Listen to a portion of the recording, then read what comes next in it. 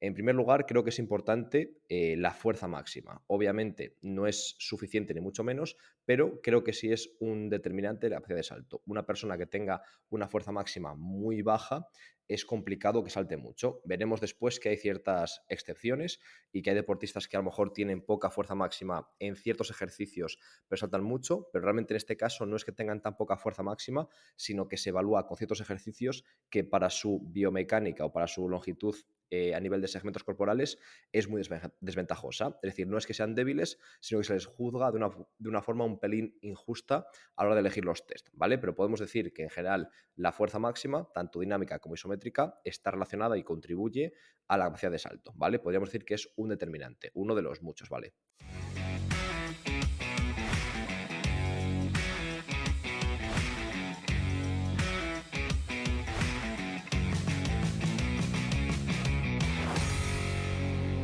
Muy buenas compañeros, estamos una semana más en el podcast de Sport sobre preparación física en baloncesto y ya sabéis que siempre intentamos tocar una gran variedad de temas, que siempre cada semana o por lo menos cada mes hay algún tema que interesa a todo el mundo y creo que en este caso lo hemos conseguido porque es un tema al final que es muy popular y que a todos nos interesa y que a todos nos gustaría que nuestros deportistas saltasen más. Por lo tanto, el tema de hoy va sobre determinantes de la capacidad de salto en baloncesto e intentar ir un poco más allá de lo que se suele hablar en general del salto. Es decir, el salto al final muchas veces se considera una capacidad física general, es decir, que prácticamente cualquier humano es capaz de saltar y es algo que está en nuestra naturaleza y estoy 100% de acuerdo, pero es cierto que los saltos en baloncesto tienen características concretas y no es cualquier tipo de salto. Es decir, una persona que nunca haya practicado este deporte, una persona que nunca haya sido entrenada en este tipo de saltos, no tiene por qué saltar de forma eficaz para intentar machacar, por ejemplo, pues en carrera una pierna o en carrera dos piernas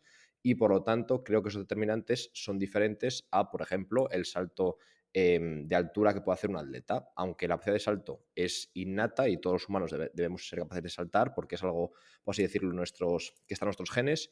No todo el mundo, obviamente, tiene la técnica para saltar como hace un saltador de altura. Es decir, ni era habitual el rollo ventral que se hacía hasta Forsbury, ni la técnica de Forsbury que se hace actualmente. Por lo tanto, la técnica concreta que se implementa, que se desarrolla en baloncesto, tampoco es totalmente innata, sino que tiene ciertas características que son entrenables y que podemos entrenar y ayudar a los deportistas, ¿vale?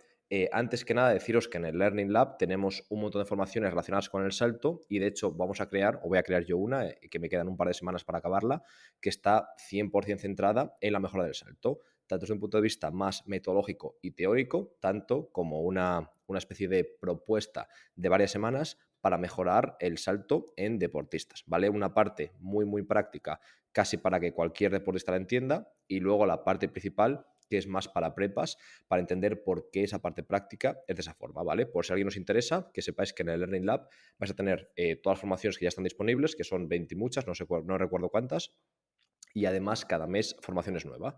Tenemos dentro de nada, unos días sale la de oscilatorios, tenemos ya preparada en la recámara una de mejora de la capacidad de aceleración, otra la mejora del sprint y esta que os comento del salto, ¿vale? Entonces, si a alguien le interesa ese tema, que sepáis que podéis o inscribiros o a lo mejor preguntarnos si tenéis cualquier tipo de duda, ¿vale? Nos escribís por Instagram, por ejemplo, y os responderemos en unas horas. Así que nada, vamos ya a por el tema de hoy, que es la mejora del salto vertical.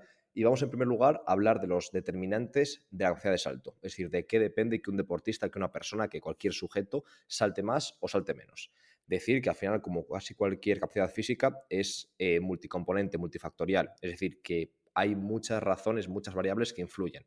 Es como, por ejemplo, una lesión. Es casi imposible encontrar una lesión que se deba a una sola causa, que como son casi siempre multicausales. Pues a lo mejor estaba fatigado, asimetría en fuerza, asimetría en rango de movimiento, además poca fuerza excéntrica, pero es que además había dormido mal la noche anterior y además estaba distraído o estaba menos atento a lo normal. Es decir, al final hay diferentes variables que van sumando diferente porcentaje a la varianza total para que se dé esa lesión. Pues en el salto es algo similar. Hay diferentes componentes que tienen más o menos varianza y que en total suman el 100% de la capacidad de salto de ese deportista. Entonces vamos a citar algunos de los importantes, que no son todos, pero creo que sí que son los principales. En primer lugar, creo que es importante la fuerza máxima. Obviamente no es suficiente ni mucho menos, pero creo que sí es un determinante de la capacidad de salto. Una persona que tenga una fuerza máxima muy baja es complicado que salte mucho. Veremos después que hay ciertas excepciones y que hay deportistas que a lo mejor tienen poca fuerza máxima en ciertos ejercicios, pero saltan mucho, pero realmente en este caso no es que tengan tan poca fuerza máxima, sino que se evalúa con ciertos ejercicios que para su biomecánica o para su longitud a nivel de segmentos corporales es muy desventajosa. Es decir, no es que sean débiles, sino que se les juzga de una forma un pelín injusta a la hora de elegir los test, ¿vale? Pero podemos decir que en general la fuerza máxima, tanto dinámica como isométrica, está relacionada y contribuye a la capacidad de salto, ¿vale? Podríamos decir que es un determinante, uno de los muchos, ¿vale? También la coordinación específica. Al final creo que el salto es una habilidad concreta y como cualquier habilidad, cuanto más la entrenes, más vas a mejorar. Entonces, si una persona, por muy fuerte que sea, por muy potente que sea, por muy buen RFD que tenga, tanto concéntrico como excéntrico, que ahora hablaremos de él, que tenga esa persona, si nunca practica el salto, es muy complicado que salte demasiado. Y esto sobre todo lo vemos en saltos en carrera. El salto del parado es algo más, eh, algo más sencillo a nivel técnico, a nivel coordinativo. El salto en carrera es mucho más técnico. Por lo tanto, quizás en el salto de parado la coordinación específica es importante, pero menos. Esa práctica no es tan importante, pero en cualquier salto en carrera la parte coordinativa es muy importante y por lo tanto esa coordinación específica será un determinante importante de esa capacidad de salto. ¿Qué más tenemos? La energía elástica, tanto a nivel muscular como tendinoso, ¿vale? Toda esa energía que se acumula en la estructura musculotendinosa va a ser un determinante de cuánto saltemos. Al final hay individuos que son, por así decirlo, muy de tejido conectivo y tendón, menos a nivel muscular y más a nivel tendinoso, que saltan muchísimo sin grandes músculos, sin ni siquiera una fuerza exagerada, porque al final tienen unas palancas y tienen una capacidad de acumular energía elástica en el tendón muy alta, muy superior a otros deportistas y por lo tanto, siendo finos, siendo delgados, pueden amplificar esa fuerza que genera su musculatura multiplicándola por X veces y por eso saltan mucho. RFD, que lo comentamos anteriormente, el Rate of Force Development, ese ratio de desarrollo de fuerza, tanto concéntrico como excéntrico. Concéntrico, ¿a qué nos referimos? A pasar de un estado de relajación o de mínima producción de fuerza a generar la máxima cantidad de fuerza en muy pocos milisegundos. El RFD concéntrico, ¿vale? Sabemos que es importante y todo lo conocemos o a todos nos suena. Pero también el RFD excéntrico. ¿Por qué? El RFD excéntrico al final es lo mismo, pero en la fase excéntrica. Es decir, conseguir absorber mucha cantidad de fuerza en esa fase en poco tiempo. Es decir, realizar una fase excéntrica a muchísima velocidad y conseguir no ceder, no perder el control de la carga, sino ser lo suficientemente fuertes como para poder absorber y frenar esa carga. Y de hecho, yo creo que todos lo podemos ver. Imaginaos, en una sentadilla nos ponemos a lo mejor 50 kilos en la espalda, sentadilla con barra, y podemos bajar rápido y frenarlo sin ningún problema. Conforme vamos subiendo de peso, llega un momento en el que el cuerpo nos dice, oye, no estoy seguro con este peso, no lo puedes bajar tan rápido, bájalo más lento, ¿vale? ¿Por qué? Porque en ese punto ya la fuerza excéntrica que tenemos no es suficiente, ¿vale? Pues hay gente que tiene ese nivel antes o después, o que aun con pesos ligeros lo puedes frenar más rápidamente o menos rápidamente. Por lo tanto, ese RFD excéntrico va a estar relacionado con la capacidad que tiene un deportista de soportar velocidad en la fase excéntrica del salto. Es decir, al final veis que hay jugadores que al saltar bajan de forma más o menos controlada y después van hacia arriba, y hay otros que bajan tan explosivo que dejan de contactar con el suelo. Es decir, flexionan rodillas y cadera, dejan de contactar con el suelo y ya después contactan en una fase cuasi isométrica y van hacia arriba lo más rápido posible. ¿Por qué? Porque esos segundos tienen mayor fuerza excéntrica y tienen mayor capacidad de absorber toda esa fuerza generada y por lo tanto aprovechar toda esa energía elástica para saltar. Si una persona que no tiene esa fuerza excéntrica le pedimos, porque yo a veces lo he hecho también, por ejemplo, si veía que alguien lo hacía muy lento, yo pensaba, este chico no está aprovechando su energía elástica, voy a pedirle que baje más rápido, que se deje casi caer y de esta forma aprovechará su energía elástica a nivel muscular y tendinoso y va a saltar más. No saltaba más, de hecho saltaba menos. ¿Por qué? Con el tiempo me di cuenta que porque esa persona no tiene la fuerza excéntrica suficiente o a nivel de fuerza máxima o de RFD o de ambas seguramente y por lo tanto él está eligiendo la velocidad excéntrica que él puede tolerar, que él puede Asimilar, si le pido bajar más rápido, lo que va a hacer es colapsar abajo porque no puede conseguir frenar esa acción y cambiar el sentido de aplicación de fuerza o cambiar el sentido del movimiento tan rápido como debería. Por lo tanto, a mayor fuerza excéntrica y a mayor RFD excéntrico, mayor velocidad va a soportar y por lo tanto un CEA más intenso, un CEA más violento, va a poder crear, va a poder cambiar de fase excéntrica a fase concéntrica con menor tiempo de acoplamiento, con menor tiempo entre esa fase excéntrica y concéntrica y por lo tanto mucha menos energía se va a dispersar a nivel muscular y tendinoso, ¿vale? Entonces también es interesante. Y por último, ya os digo que podemos hablar de muchos más factores, pero creo que el último para no irnos a un número muy elevado sería la fuerza del complejo pie-tobillo. Al final, el pie es el primer elemento en contactar con el suelo y el último que despega, y es además el único elemento que está en contacto con el suelo. Es decir, yo este ejemplo lo pongo continuamente y la gente que nos seguís suele estar cansados de escucharlo, pero es la verdad. Si dais, por ejemplo, un puñetazo a un saco de boxeo, a una persona, a una pared, como queráis, con la mano, con la muñeca, la mano blanda, por muy fuerte que deis, no estéis consiguiendo transmitir la fuerza que a lo mejor sí que tiene vuestro hombro, pecho, dorsal, tríceps, lo que queráis. En cambio, si dais el mismo puñetazo, pero con la mano firme, toda esa fuerza la transmitís. El pie es algo parecido. Si tienes una estructura a nivel de cadera, rodilla, tronco exageradamente fuerte, pero tu eslabón débil es el pie y el tobillo, al final toda esa fuerza se va a dispersar y vas a colapsar a nivel de pie-tobillo. Por lo tanto, no tiene sentido tener un motor exageradamente fuerte y después que las ruedas, la parte en contacto con el suelo, sea totalmente viejo, dañado, débil, exageradamente finas, ¿vale? Pues sería un poco la metáfora, ¿vale? Por lo tanto, podemos resumir estos determinantes en que la capacidad de salto depende, por una parte, de la técnica, es decir, de la coordinación, del patrón motor, esa parte más técnica, y por otra parte, de esa capacidad o potencia atlética, de esa parte más física, que tiene un montón de apellidos, como acabamos de ver. Vale, vamos ahora a hablar brevemente de los tipos de salto que puede haber. Al final creo que habría casi infinitos en función de cómo queramos hacer el salto, ¿vale? Y hay diferentes en atletismo, hay diferentes en competiciones, por ejemplo, de simplemente salto vertical, hay un montón de saltos, ¿vale? Pero vamos a centrarnos en los que creo que tienen más relación con el baloncesto. Entonces, creo que en grandes líneas podríamos decir que hay un salto de parado, que casi siempre será bipodal, es decir, estar, pues, por ejemplo, bajo la canasta e intentar ir hacia arriba, o a lo mejor estar parado e intentar saltar por un rebote, ¿vale? Y después tenemos saltos en carrera, que los saltos en carrera pueden ser o a dos piernas o a una pierna. Dentro de dos piernas puede ser en dos piernas a un tiempo, es decir, dar el paso de aproximación y que el penúltimo paso nos lleve a apoyarnos con dos piernas e ir arriba, o que el penúltimo paso nos lleve, por ejemplo, a hacer una parada en dos piernas, pero a dos tiempos. Pues, por ejemplo, izquierda-derecha o derecha-izquierda, que suelen ser más comunes que las de a un tiempo. Y después también salto de carrera a una pierna. Más o menos creo que esta clasificación es bastante completa en cuanto a tipos de salto que se suelen dar en juegos de baloncesto. Vamos ahora a hablar de los tipos de saltadores. Y voy a citar, por una parte, a Joel Smith, que creo que es un autor que es bastante interesante para nuestra temática y que recomiendo si tenéis oportunidad de leer. Y si no, bueno, al final las formaciones nuestras están muy nutridas de él y os recomiendo que hagáis algunas si queréis ahorraros el tener que leer en inglés o tener que leer mucha literatura. Lo estamos digiriendo y traduciendo para vosotros, pero si no, al que quiera la fuente original, se lo recomiendo. Para Joel Smith habría saltadores rápidos, por una parte, y saltadores fuertes. Pues una clasificación, obviamente, que simplifica la realidad. Hay un saltador que puede estar entre medias, alguno que a lo mejor sea rápido, pero también fuerte. Pero bueno, en general se podrían diferenciar entre saltadores rápidos y saltadores fuertes. Y creo que cuando explique cómo son cada uno, sí que os va a resonar la idea y sí que os va a cuadrar bastante con vuestra experiencia, yo creo. Saltadores rápidos, ¿cómo serían? Pues tienen tobillos y caderas muy fuertes, ¿vale?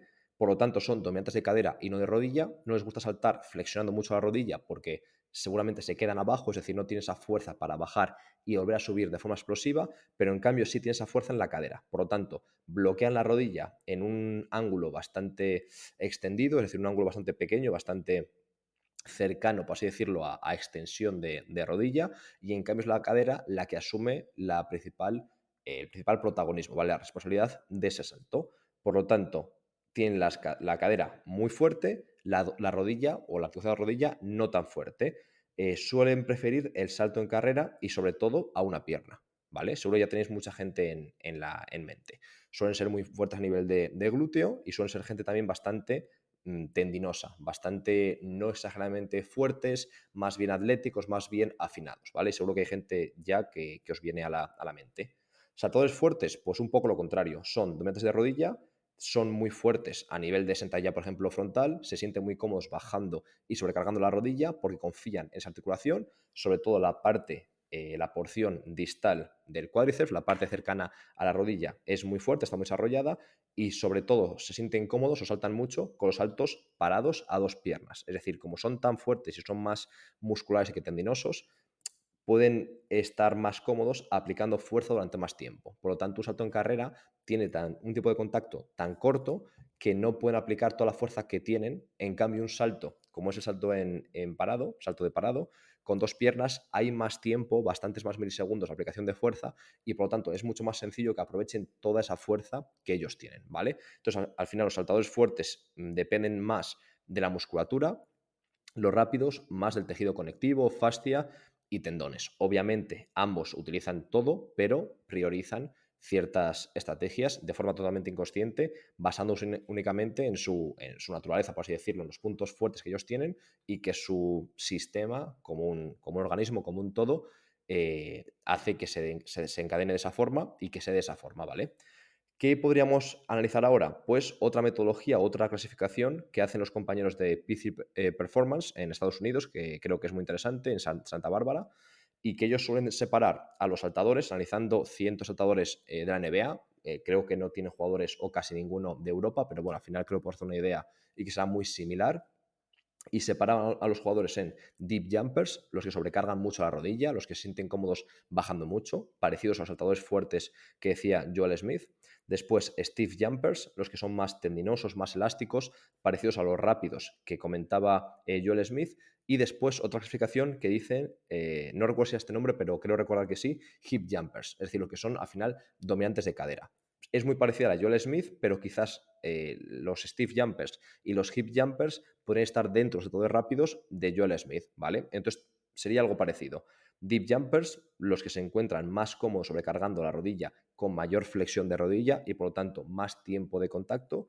Después stiff jumpers, que son muy tendinosos, muy elásticos y tardan muy poco en saltar, con un tiempo de contacto muy corto. Los típicos que hacen ¡pa! Tocan el suelo y van arriba. Seguro que hay gente ya, se os viene a la cabeza, y deportistas o jugadores vuestros que ya veis que van por esa línea. Y después hip jumpers, los que son muy aumentos de cadera y veis que la rodilla no la utilizan tanto, no confían tanto en esa articulación, sin embargo en la cadera sí, perdón. Entonces bloquean la rodilla y utilizan sobre todo los glúteos para saltar. Entonces, aunque es ligeramente diferente, vemos que reflejan estas dos clasificaciones una realidad muy diferente, o sea, muy similar, perdón.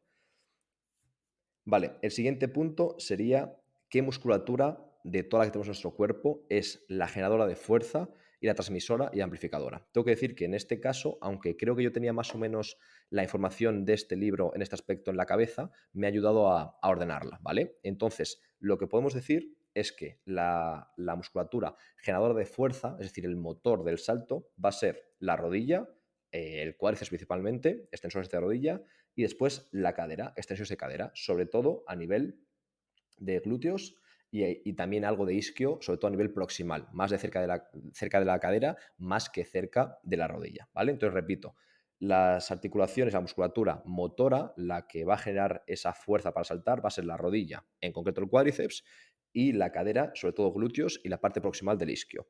¿Qué tenemos después? Una musculatura más amplificadora, que sería el tobillo a nivel de gemelo y de Aquiles, y podríamos también incluir el tren superior de los brazos, y ciertas investigaciones afirman que podría sumar hasta un 10-20% de altura al salto. Es decir, que el 10-20% de la varianza del salto se podría ver al tren superior. Por lo tanto, no es algo que podamos obviar, sino que es una parte importante de cuánto vamos a saltar o cuánto ese deportista va a poder saltar, ¿vale? Entonces, vamos ahora a hacer un pequeño experimento que comentaba en el libro Joel Smith y me pareció interesante, y es intentar poner a prueba esta afirmación. Al final creo que todo lo que digamos, casi siempre hay que intentar sustentarlo con datos o por lo menos con lógica, y entonces el ejemplo que él ponía y que me gustó fue: intentad, por ejemplo, saltar poniendo el peso en los talones, no en el antepié como solemos hacer, es decir, no el peso cerca de los dedos o más o menos cerca de esa zona anterior del pie, sino más en el talón. Entonces, cuando saltéis, no flexionéis nada, no extendáis nada, perdón, el tobillo. Simplemente cadera y rodilla. Y vais a ver cómo saltáis menos de lo normal, pero saltáis. Podéis parar el podcast aquí unos segundos y si queréis lo probáis. Vale, espero que hayáis ya probado y a lo mejor imaginaos, si normalmente saltáis 50 centímetros, de esta forma a lo mejor saltáis, qué sé yo, 40, 38. Vale, ahora vamos a hacer lo contrario. Vamos a ponernos con la cadera extendida, rodilla extendida, ¿vale? Esas articulaciones están bloqueadas y ahora simplemente utilizamos el tobillo para saltar. Veréis cómo saltáis prácticamente nada, es decir, saltáis poquísimo. ¿Por qué?